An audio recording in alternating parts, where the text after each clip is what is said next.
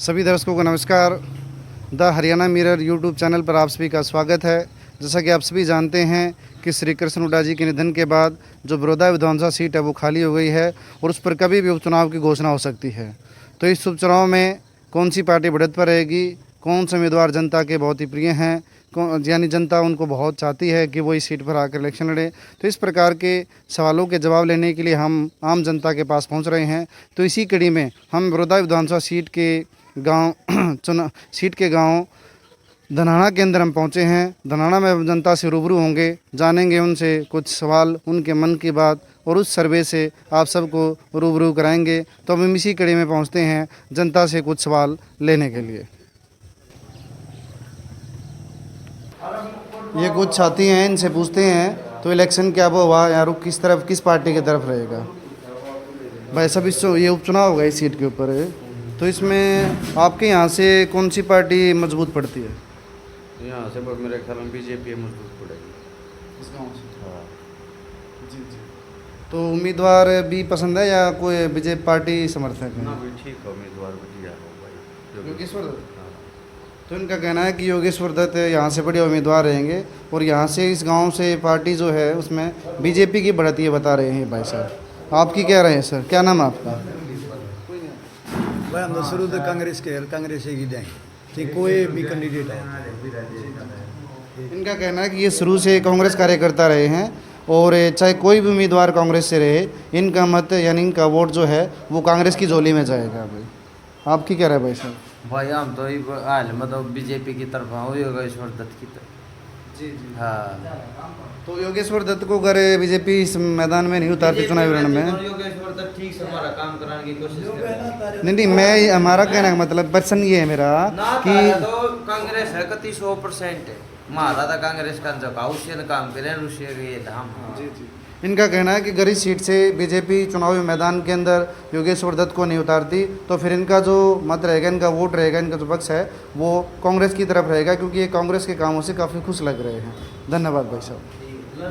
जो अपनी सीट पर उपचुनाव होना है अंकल जी, अच्छा, मैं ये कह रहा हूँ इस सीट पर जो चुनाव होगा अब, क्योंकि श्री कृष्ण हुड्डा जी का निधन हो गया है तो ये सीट खाली हो गई है, तो इस सीट पर आप यहाँ से अपने आपके गांव से आसपास से आप कौन सी पार्टी की बढ़त मान कर चल रहे हैं? हम मान रहे हैं जी इसकी कांग्रेस की। कोई प्रतिनिधि भी है विशेष जो कि भाई उसी के नाम से ही वोट मिलेंगे या कांग्रेस पार्टी? इसलिए लोग वोट डाले। कौन है नज़दीकी? कृष्ण हुड्डा जो था अच्छा, वो हमारा नज़दीकी है, जी जी जी। गांव से 5-6 किलोमीटर या खडवाड़ी, इसलिए नज़दीकी करके उसकी वोट डाले। अच्छा, तो इनका कहना है कि इनका जो वोट है वो कांग्रेस की तरफ रहेगा। मतलब पिछले इलेक्शन में भी उससे की बढ़त थी जी जी हुड्डा बनया जब भी इससे की बढ़त थी, गरीब आगे भी इससे की बढ़त है जी जी। तो आप लोगों का सत्ता पक्ष की तरफ जाने का कोई इरादा नहीं है? जो वो वोट तो सब क्यों आ रहे, फिर ज़्यादा वोट उनकी। तो इनका कहना है कि यहाँ से जो है ना कांग्रेस पार्टी लीड में रहेगी, क्योंकि इनके पास का ही मतलब उम्मीदवार रहते हैं। श्री कृष्ण हुड्डा जी इनके गांव गोहान के नज़दीक में पड़ते थे, इसलिए इनका मानना है कि यहाँ से कांग्रेस पार्टी जो है वो लीड में रहेगी। बाकी मुकाबले में इनका कहना है कि भाजपा भी है। तो नंटी जी से पूछते हैं कि इनका मत क्या रहेगा। तो आंटी यहाँ इस सीट पर जो चुनाव होगा इसमें आपको कौन सी पार्टी को वोट डालेंगे आप? कांग्रेस के डालेंगे। कांग्रेस को। तो नंटी जी का कहना है कि इनका वोट जो है वो कांग्रेस का रहेगा और यहाँ से कांग्रेस पार्टी ही लीड में रहेगी। धन्यवाद। बाइट लेने दीजिए। ये अब जो अपना उपचुनाव होना है सर इस सीट के ऊपर, तो आपकी नज़र में कौन सी पार्टी यहाँ लीड में रह सकती है? कांग्रेस पार्टी भाई साहब। कांग्रेस पार्टी। उम्मीदवार चाहे कोई भी हो? ना उम्मीदवार अपना हल्का का हो और हल्का का भी एक योग्य उम्मीदवार जैसे भाई कुलदीप गंगाना साहब हैं, बहुत अच्छे युवा नेता हैं, अच्छे विचार आगे हैं जी। तो उनके कह रहे तो कांग्रेस में तो ये भी बात चल रही है कि अभी अब वाकई भाई उनके सपुत्र को भी मिल सके थे टिकट कृष्ण हुड्डा जी, श्री कृष्ण हुड्डा जी के। नहीं, बाहरी कैंडिडेट को स्वीकार नहीं करेंगे विरोध दल के लोग। तो फिर लोग किस तरफ झुक जाएंगे अगर बाहरी कैंडिडेट होगा तो? बाहरी कैंडिडेट होगा तो फिर अपना जो कांग्रेस ने अगर बाहरी कैंडिडेट को दिए तो फिर अपना लगा है और किसी पार्टी का उसको देंगे। तो उनका कहना है अगर इससे हल्के से बाहर उम्मीदवार रहता है तो इनका झुकाव जो है वो किसी दूसरे पार्टी की तरफ चला जाएगा। अन्यथा ये मान रहे हैं कि यहाँ से कांग्रेस लीड में रहेगी। कांग्रेस अगर एक अच्छा उम्मीदवार यानी अच्छा प्रतिनिधि इस चुनावी रण में उतारती है। अच्छा उम्मीदवार कुलदीप गंगाना जो है ना हल्का का, बहुत अच्छा युवा नेता है, बहुत अच्छा समझदार नेता है। और इनकी पहली जो पसंद है वो कुलदीप गंगाना जी हैं। ये कह रहे हैं बहुत अच्छे युवा नेता हैं, इस हल्के के सामाजिक कामों के अंदर अपना योगदान देते हैं, बढ़ चढ़ कर भाग लेते हैं। हाँ जी। आपकी क्या राय है सर? भाई हम तो नहीं सोचा, हाँ जो हमारा हल्का विकास करेगा हम उसको वोट देंगे। अब की बार हम कैंडिडेट देकर वोट देंगे, हमने किसी पार्टी से कोई लगाव नहीं है। जैसे हमने कोई बढ़िया कैंडिडेट लगा है, हमने युवा आदमी ठीक लगा है, हम उसको वोट देंगे। हमारा हल्का किसी पार्टी ने भी कोई काम नहीं करा। हम 33 साल से इन लोगों के साथ जुड़े रहे, 15 साल हम कांग्रेस के साथ जुड़े रहे, और अब हमारा बीजेपी ने राज कर रखी छाती में नो है। हम अब की बार जो अच्छा कैंडिडेट होगा, जो हल्का विकास करेगा, हम उसको वोट देंगे। देखो कुछ मैंने अभी पिछले गांव से जो सर्वे किया उसमें एक बात निकल कर आई है यहाँ पर कि भाई यहाँ पर ज़्यादा विधायक है ना, वो रहता है कि सरकार के विपक्ष का बड़ा रहता है। क्या कोई ऐसी कोई खास विशेषता भी है? नहीं, ऐसी कोई बात नहीं है। अब की बार बड़ौदा हल्का की जनता इन बात को छोड़ के सब कैंडिडेट को देखेगी। बड़ौदा हल्का की जनता को बहुत फुद्दू का ठगा, पहले जितने विधायक आए हैं कोई भी आ गया उसी को वोट दे दिया। जैसे हमने 33 साल से इन लोगों को वोट दे दिया, इन लोगों ने कुत्ते घंटे बांध दिया, हमने उसको वोट दे दिया। लेकिन वो टाइम जा चुका है, अब हम कैंडिडेट को वोट देंगे, जो हमारा हल्का काम करेगा हम उसको वोट देंगे। लेकिन देखते हैं किस पार्टी का कौन नेता उठ के आता है। अब देखते हैं हम कौन कौन आएंगे उठ के। अभी तो बहुत मैं बात करूँ तो यहाँ इनेलो और जेजेपी का कैसा जनाधार है? देखो इनेलो तो वैसे खत्म है, और जेजेपी का तो ये गद्दार साबित हो चुका है। दिशंत ईसन जाटो के बारे में किसी तरह से भी कोई राय कितनी नहीं दी है। वैसे हम बहुत ही पुराने फैन हैं चौटाला परिवार के, और चौटाला वोट घेरी आज तक है। लेकिन अब हम दुख है इस बात का, पिछली वोट हमने घेरी थी इसकी दुष्यंत की। भाई वो कुछ सुनेगा जाटों के बारे में, खासकर जाट को के बारे में, क्योंकि वो कृषि के ऊपर ज़्यादा आधारित है। लेकिन कोई खास रिस्पॉन्स नहीं दिया इसने जनता को। लेकिन अब तो हम देखेंगे कैंडिडेट जो अच्छा हो, किसी पार्टी का आ जाओ, हमने किसी पार्टी से तो बेच नहीं। अब बीजेपी से आ जाओ, कांग्रेस से आ जाओ, इनेलो से आ जाओ, लेकिन उसका कोई इनेलो बड़ी आदमी आ जाए। मैं आपको एक बात कड़वी लगे वो शायद हो सकता है कि नहीं, दुष्यंत जैसे आप कह रहे हैं कि भाई जाट वर्ग का उसने सुनाई नहीं की, तो वो नेता, तो क्या आप ये मानते कि सिर्फ जाट वर्ग विशेष तौर पर नाराज है, या हरियाणा की जनता ही दुष्यंत से नाराज है? हरियाणा की जनता ही दुष्यंत से नाराज है, खासकर जाट और जमींदार। जमींदार में 36 बिरादरी आ जाती है। आप उसके लिए एक जमींदार वर्ड यूज करेंगे तो और अच्छा रहेगा। वो जमींदार है ना, खासकर जमींदार और हमारी जाट कौम बिल्कुल दुष्यंत से बहुत ही नाराज है। हमने बहुत ही उससे उम्मीद थी कि हमारी सुनेगा और हमारी बात ऊपर तक पहुंचाएगा, लेकिन अब की बार तो बहुत परेशान हुए हम। तो इन भाई साहब का कहना है कि यहाँ उम्मीदवार देख करके, यानी कि कौन सी पार्टी किस प्रतिनिधि को इस चुनावी रण के मैदान में उतारती है, उस आधार पर अपने मत का मतदान करेंगे। दूसरा इनका कहना है कि तो पिछली बार ये दुष्यंत यानी जेजेपी के समर्थक रहे हैं, उसका वोट डाला है।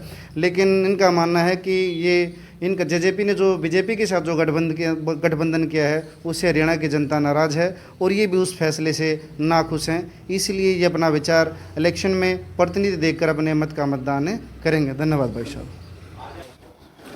नमस्कार भाई साहब। ये जो इस सीट पर उपचुनाव होना है उसके बारे में आप राय लेनी थी कि कौन सी पार्टी यहाँ से बढ़त में लग रही है? और भाई साहब उसने योगेश्वर दत्त ने।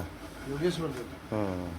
तो इन साहब का कहना है कि अगर बीजेपी योगेश्वर दत्त को मैदान में उतारती है तो यहाँ से योगेश्वर दत्त लीड ले सकते हैं।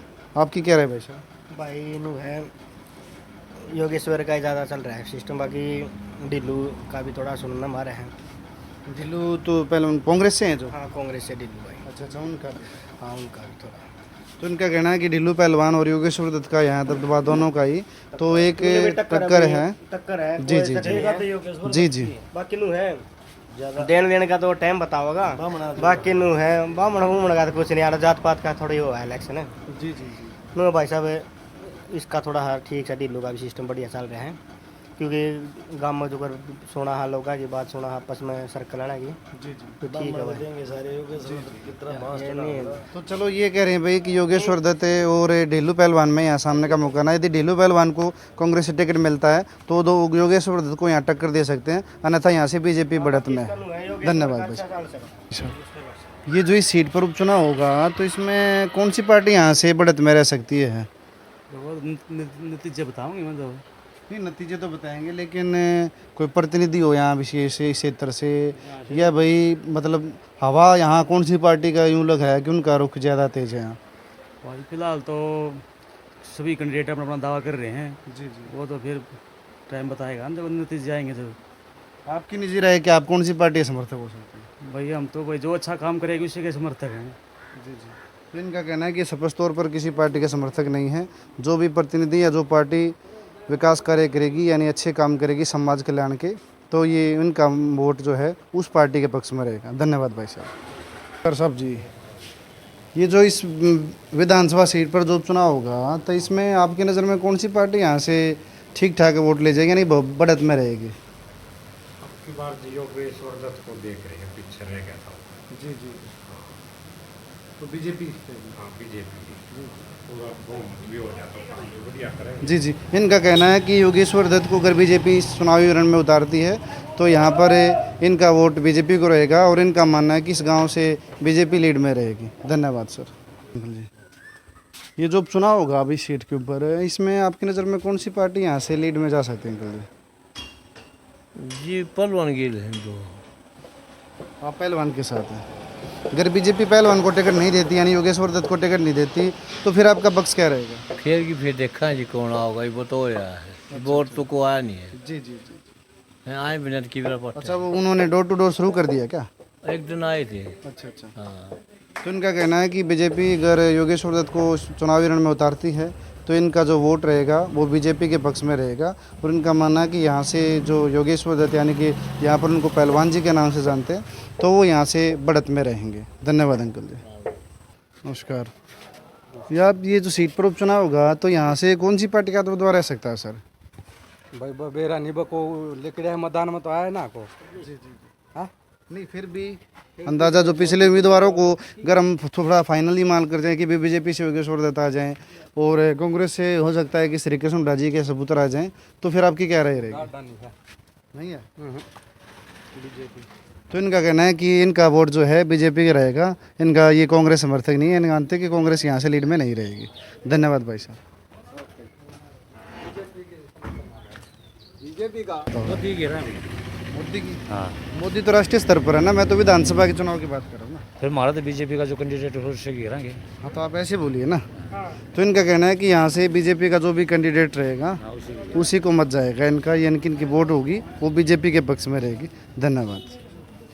तो एक बार यहाँ कुछ बड़े बुजुर्ग और कुछ युवा साथी बैठे, उनसे एक बार बात करते हैं एक उपचुनाव में क्या रहे उनकी राय।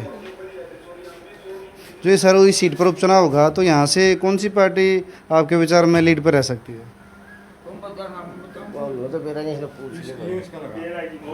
जी जी। बीजेपी की जाए भाई, खुल्लम खुल्ला। जी जी। हाँ जी। तो उम्मीदवार स्पष्ट है या मतलब कोई भी उम्मीदवार? भी स्पष्ट है। जी जी। भैया मैसवाल का पंडित जी उठेगा, उसकी जाए भाई, योगेश्वर दत्त की जाए। हाँ जी, पक्की जाए तो दफ्ती नहीं योगेश्वर दत्त की जाए, वो बीजेपी की। तो इनका कहना है कि अगर बीजेपी इस चुनावी रण के मैदान में योगेश्वर दत्त को उतारती है, तो यहाँ पर जितना भी ये समूह बैठा हुआ है ये सारा बीजेपी समर्थक, यानी हम एक प्रकार से कह सकते हैं कि योगेश्वर दत्त समर्थक है, क्योंकि इनका मानना है कि अगर बीजेपी इस सीट से योगेश्वर दत्त को उतारती है तो इनकी खुल्लम खुल्ला ओपन तरीके से सर्वसम्मति उनकी तरफ वोट रहेंगी, यानी उनको ये इलेक्शन के अंदर मतदान करेंगे। धन्यवाद सभी का। तो हम पहुँचे थे गाँव धनाना के अंदर, हमने यहाँ जनता जनार्दन की राय को बताया कि भाई इस उपचुनाव में उनका पक्ष किस तरफ रहेगा। तो हमारी इस वीडियो से जुड़ने के लिए, हमारी सर्विस से जुड़ने के लिए आप सभी का धन्यवाद। और हम इस धनाना गांव के अंदर पहुंचे तो धनाना वासियों ने भी हमारे को बहुत सहयोग किया, तो उनका भी बहुत बहुत धन्यवाद।